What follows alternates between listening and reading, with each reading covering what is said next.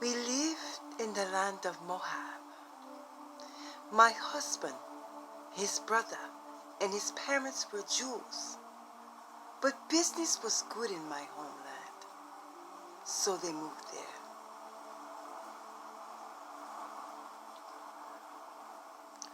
We fell in love. We were so happy.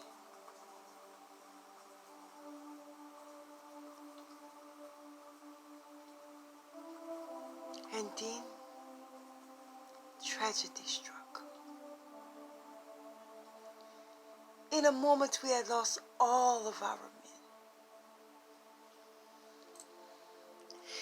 There was no one there but us women, and there is no work for a widow.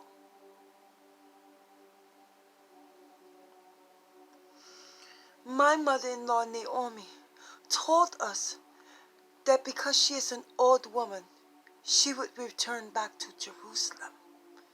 She told us, Orpah and myself, Ruth, that we were young enough to find new husbands.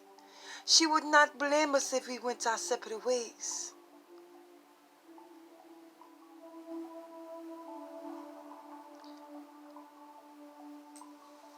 But I come to love my new mother and her religion. I am so loyal to her. I still remember the look on her face as I poured my heart unto her. I said,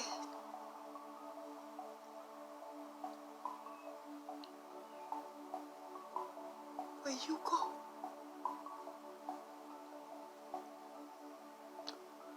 I go.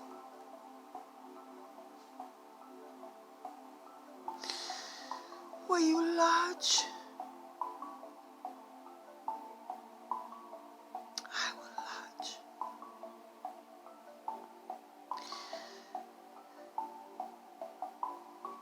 Your people shall be my people, and your God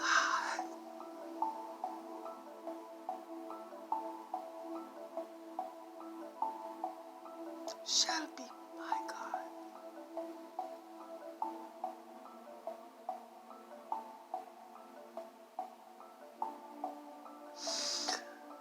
Naomi looked at me with tears in her eyes because she understood what this meant. I am a Moabite, and Moabites are enemies of the Jews. They're always at war with one another.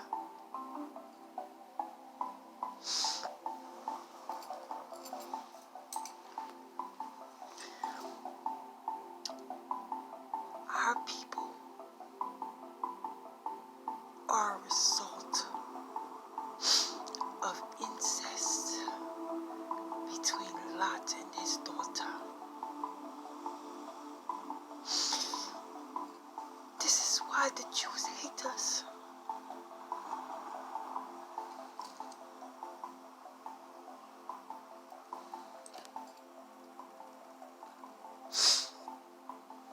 To return to Jerusalem with Naomi was to put my life at risk.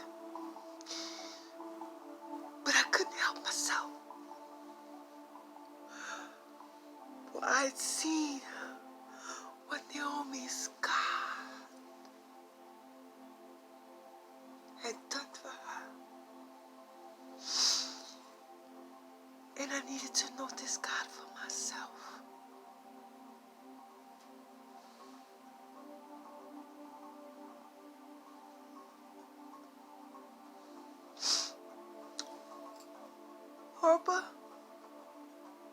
Orpah decided to turn back.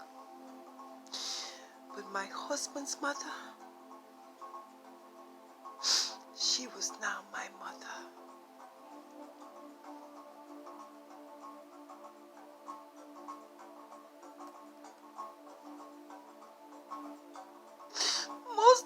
people in Jerusalem treated me cruel because of my race.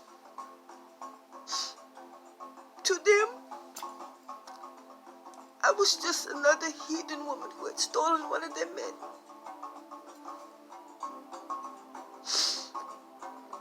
Oh, but Naomi taught me how to pray and to trust God.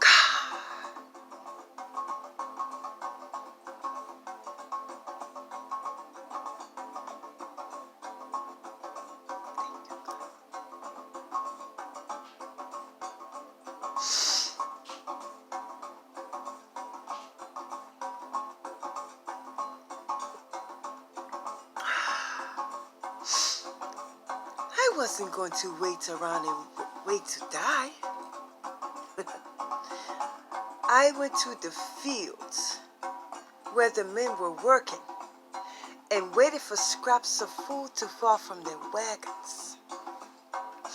I would gather the scraps up every day and take them home for my mother Naomi and I to eat.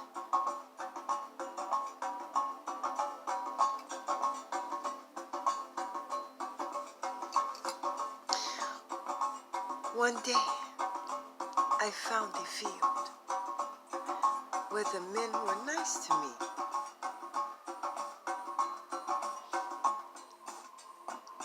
Although I couldn't prove it, they seemed to give me extra food on purpose.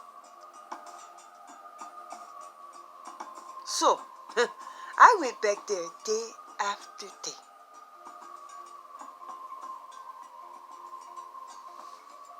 I didn't know the rich man was watching, and I certainly didn't know he was Naomi's cousin.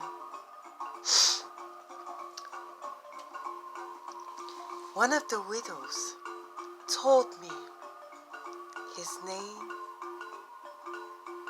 was Boaz.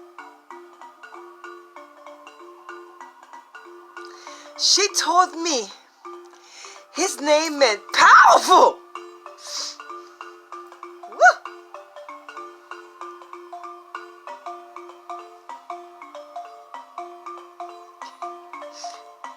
At that moment, I looked up and he smiled at me.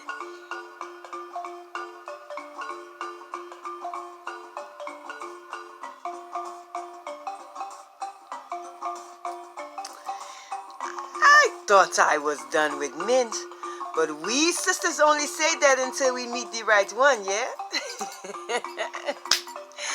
And Boaz certainly was the right one. One day he said, "Ruth, come here, girl. Let me put some extra grain in your basket."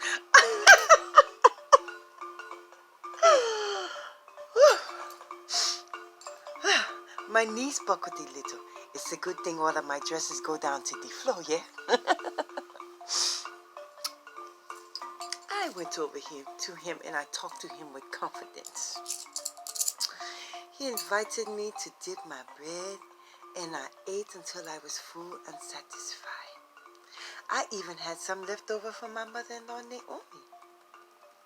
I rushed home to tell her all about my experience, and guess what? She knows Boaz, and she said he is a good man. She told me not to wait around for Boaz to make his move. She said she came up with a plan to get Boaz to propose to me. She recognized that it was God who was putting us together. As a matter of fact, I'm on my way to see Boaz now. I got on my best robe, perfume, and a pretty smile. I've cooked him a delicious meal too. And when he is good and satisfied, I will lay at his feet, letting him know that I am ready for him to propose.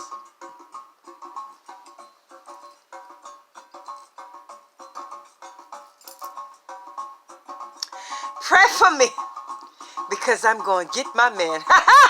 God has smiled on me. He has set me free. God has smiled on me. He's been good to me. Pray for me. I'm going to get my man.